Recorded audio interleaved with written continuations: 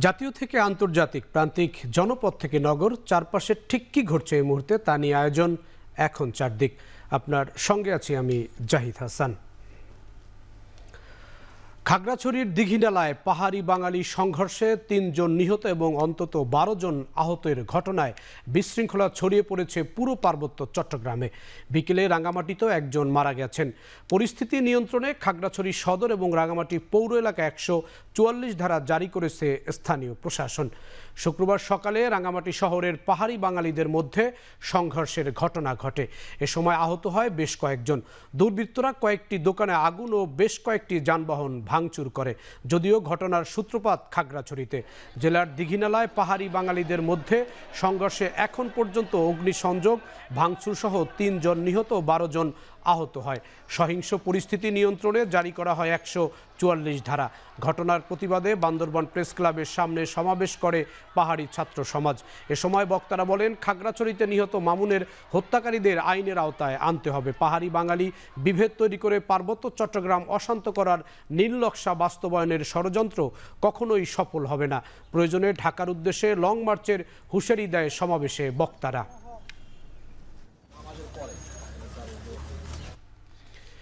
এদিকে খাগড়াছড়ির দিঘিনালা উপজেলায় পাহাড়িদের উপর হামলার প্রতিবাদে বিক্ষুব্ধ যুগ্ম ছাত্র জনতার ব্যানারে রাজধানীর শাহবাগ মোড় অবরোধ করে বিক্ষোভ হয়েছে।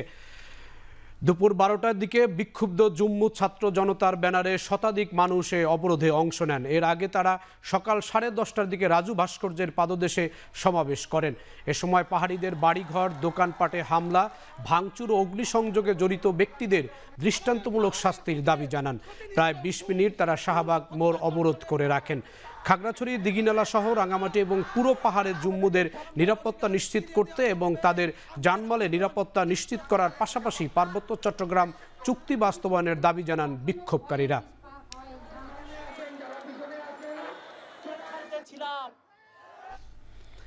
৩ পার্বত্য জেলায় সবাইকে শান্ত থাকার আহ্বান জানিয়েছেন প্রধান উপদেষ্টা ডক্টর মোহাম্মদ ইউনূস।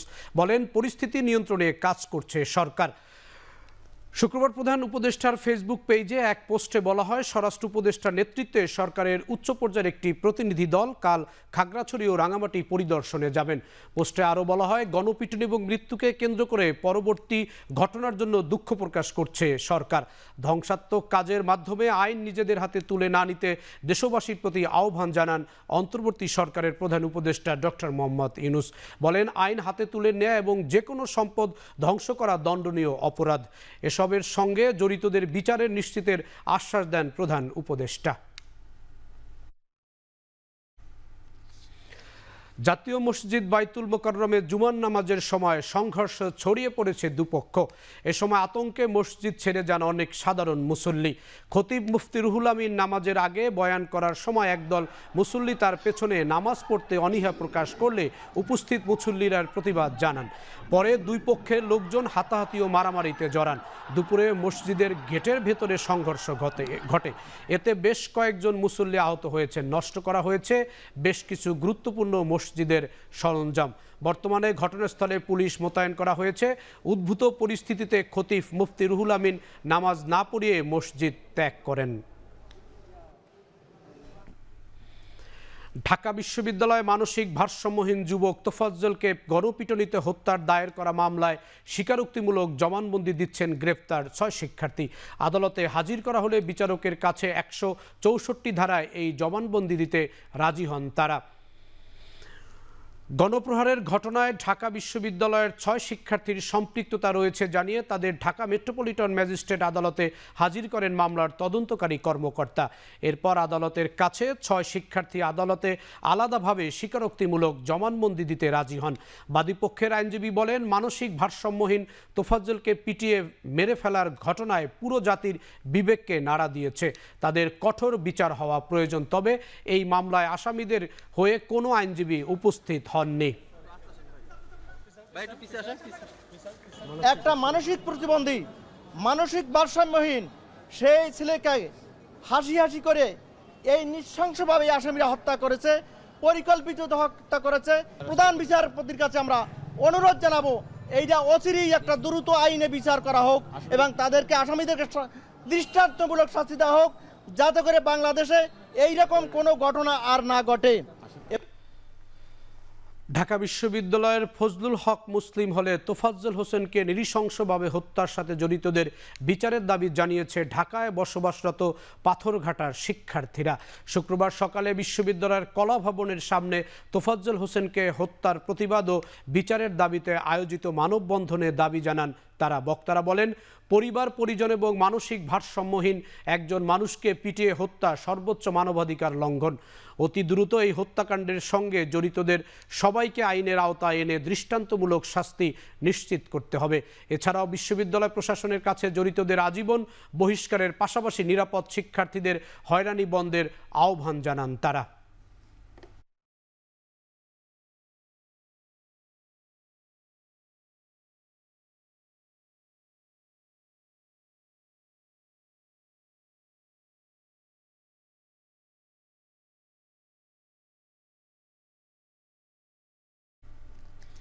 বৈষম্য বিরোধী আন্দোলনের শিক্ষার্থীদের উপর হামলা এবং সংঘর্ষের ঘটনায় গ্রেফতার করা সাবেক পরিকল্পনা মন্ত্রী ও সুনামগঞ্জ ৩ আসনের সাবেক সংসদ সদস্য এম এ মান্নানকে কারাগারে পাঠানো হয়েছে। এর আগে সকালে তাকে সুনামগঞ্জের আদালতে নেওয়া হলে এই নির্দেশনা দেয়া হয়। এর আগে বৃহস্পতিবার রাতে সুনামগঞ্জের শান্তিগঞ্জের নিজ বাড়ি থেকে গ্রেফতার করা হয় আওয়ামী লীগ সরকারের সাবেক এই মন্ত্রীকে। পুলিশের পক্ষ থেকে জানানো হয়, বৈষম্য বিরোধী আন্দোলন চলাকালে শিক্ষার্থীদের উপর হামলা ও সংঘর্ষের ঘটনায় আহত এক শিক্ষার্থীর ভাই আদালতে মামলা দায়ের করেন। সেই মামলায় সাবেক পরিকল্পনা মন্ত্রী এম এ মান্নানকে গ্রেফতার করা হয়েছে।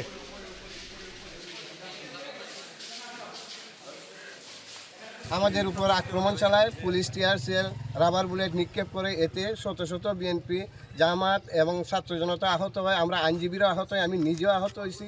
আহত হওয়ার পরে আমরা দ্রুত বিচারে 99 জন আসামি করে এম এ মান্নান সাহেব সহ দ্রুত বিচার আদালত ট্রাইব্যুনালে একটা মামলা করি। ওইটা এফআইআরের জন্য যায় এবং পেনাল কোর্টে ওইটার সাথে সংশ্লিষ্ট আছে। আজকে ওই মামলায় মান্নান সাহেবকে গ্রেপ্তার করা হয়েছে। এখন চারদিকে নিচ্ছে একটি বিরতি, ফিরছি একটু পরেই।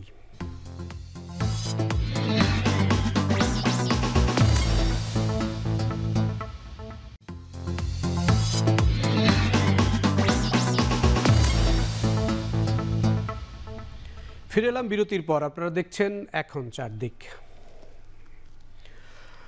বন্যা দুর্গতদের সহায়তায় বিএনপির ত্রাণ তহবিলে দলের বিপুল নেতাকর্মী সহ সর্বস্তরের মানুষ সাড়া দিয়েছে। এখন পর্যন্ত দলীয়ভাবে 20 কোটি টাকার অধিক পরিমাণ টাকা বন্যা দুর্গত মানুষকে সহায়তা করা হয়েছে।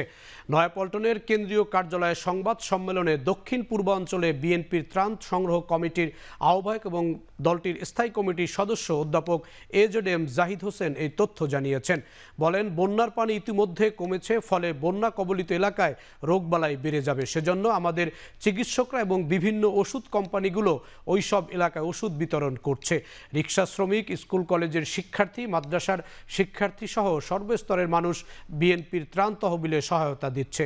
বন্যা কবলিত মানুষদের পুনর্বাসনে বিএনপি কাজ করবে বলেও জানান জাহিদ হোসেন।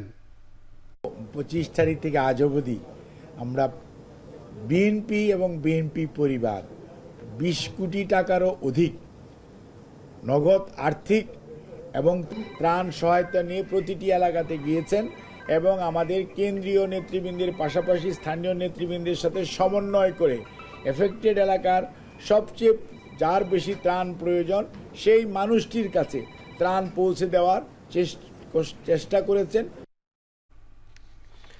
ক্ষমতাচ্যুত আওয়ামী লীগ সরকারের আমলে ধ্বংস হওয়া প্রতিষ্ঠান সংস্কার করতে দ্রুত নির্বাচন দরকার বলে মনে করেন বিএনপির স্থায়ী কমিটির সদস্য বেগম সেলিমা রহমান। শুক্রবার ঢাকা রিপোর্টার্স ইউনিটে অন্তর্বর্তী সরকারের কাছে জনগণের প্রত্যাশা শীর্ষক আলোচনা সভায় তিনি আরও বলেন, আওয়ামী লীগ দানবীয় সরকার ছিল, তারা সব ধরনের প্রতিষ্ঠান ধ্বংস করে দিয়েছেন। আওয়ামী লীগ সরকারের পুলিশ ও প্রশাসনকে বিএনপি নেতাকর্মীদের হত্যা করতে ব্যবহার করা হয়েছে বলেও দাবি করেন তিনি। অভিযোগ করেন, আওয়ামী লীগ নেতাদের যারা বিদেশে পার করে দিচ্ছেন তাদের খুঁজে বের করতে হবে। অতি দ্রুত তারেক রহমানকে দেশে আনার উপরও জোর দেন বিএনপির এই স্থায়ী কমিটির সদস্য।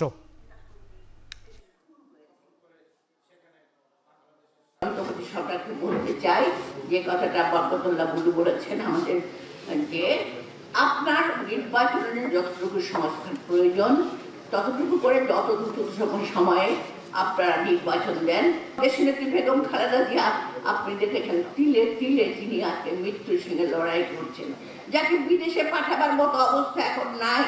তিনি প্লেনে যেতে পারবেন কিনা সেটুকু চিন্তা করছে ডাক্তাররা। কাজে তাকে সুস্থ করতে হবে, তাকে আমাকে ফিরিয়ে আনতে হবে।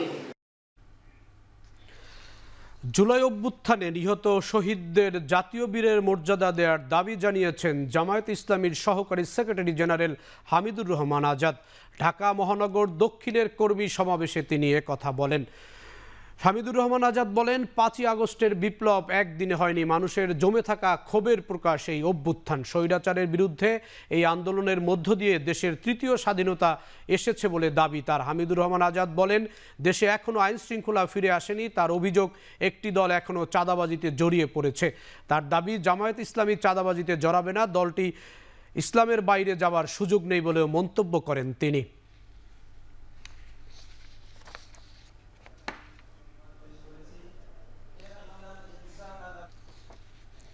গ্লোবাল ক্লাইমেট স্ট্রাইক সমর্থনে ঢাকায় কর্মসূচি পালন করেছে বিভিন্ন পরিবেশবাদী সংগঠন। সকালে জাতীয় প্রেস ক্লাবের সামনে অবস্থান নিয়ে বিভিন্ন দাবি জানায় তরুণ জলবায়ু কর্মীরা। কর্মসূচিতে অংশ নিয়ে সমন্বিত বিদ্যুৎ জ্বালানির মহাপরিকল্পনা দ্রুত সংশোধন ও জীবনাশ্য জ্বালানির উপর অর্থায়ন বন্ধের দাবি জানান তারা। পাশাপাশি বিভিন্ন স্লোগান ও প্লাকার্ডের মাধ্যমে নবায়নযোগ্য শক্তিতে বিনিয়োগ ত্বরান্বিত করারও আহ্বান উঠে আসে। এছাড়া জলবায়ু ধর্মঘট কর্মসূচি থেকে বৈশ্বিক সম্প্রদায়ের কাছে জলবায়ু অর্থায়নের পরিমাণ বৃদ্ধিরও দাবি তুলে ধরা হয়। আসন্ন জলবায়ু সম্মেলনের টেকসই ও জলবায়ু স্থিতিস্থাপক ভবিষ্যৎ নিশ্চিতে জোরালো পদক্ষেপের কথাও তুলে ধরেন তরুণরা। পুরা পৃথিবীর তরুণরাই রাস্তায় নেমেছে, কারণ সামনে জাতিসংঘ অধিবেশন। তো আমরা বিশ্ব নেতাদের কাছ থেকে জরুরি জলবায়ু কার্যক্রম চাই। বাংলাদেশ কিন্তু সারা ওয়ার্ল্ডের মধ্যে অন্যতম ক্ষতিগ্রস্ত একটা দেশ ক্লাইমেটের জায়গা থেকে। তো কিন্তু সারা ওয়ার্ল্ডকে কিন্তু আমাদের কল্যাণে এগিয়ে আসা উচিত। আমরা চাই যাতে ফসিল ফুয়েল বন্ধ করে নবায়নযোগ্য শক্তিতে আমরা রূপান্তর করতে পারি। ক্লাইমেট স্ট্রাইকাররা আছে, তারা জলবায়ু নিশ্চিত করার জন্য কিন্তু এই ধর্মঘটগুলো করে। জীবাশ্ম জ্বালানি নির্ভর অর্থনৈতিক ব্যবস্থা থেকে আমরা পৃথিবীকে বের করতে চাই। এখন চারদিকে নিচ্ছি আরেকটি বিরতি, ফিরছে একটু পরেই।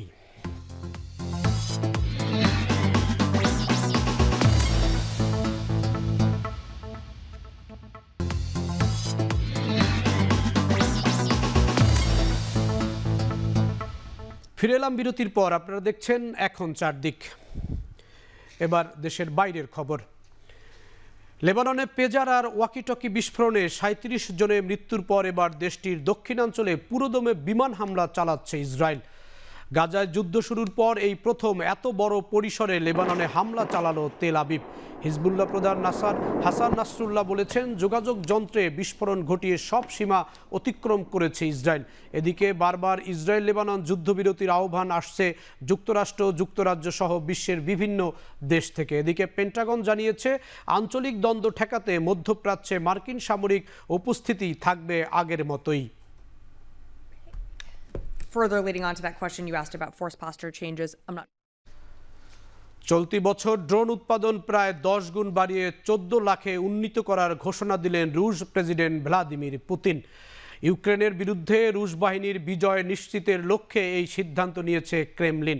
সেন্ট পিটার্সবার্গে এক বৈঠকে পুতিন বিষয়টি নিশ্চিত করেন। এর আগে 2023 সালে রাশিয়ার সশস্ত্র বাহিনীর কাছে বিভিন্ন ধরনের 1,40,000 মনুষ্যবিহীন বিমান সরবরাহ করা হয়েছিল বলেও জানিয়েছে পুতিন। 2022 সালে ইউক্রেন শুরু হওয়া যুদ্ধে বর্তমানে 1 লাখের বেশি সৈন্য জড়িত বলেও জানিয়েছে রাশিয়া।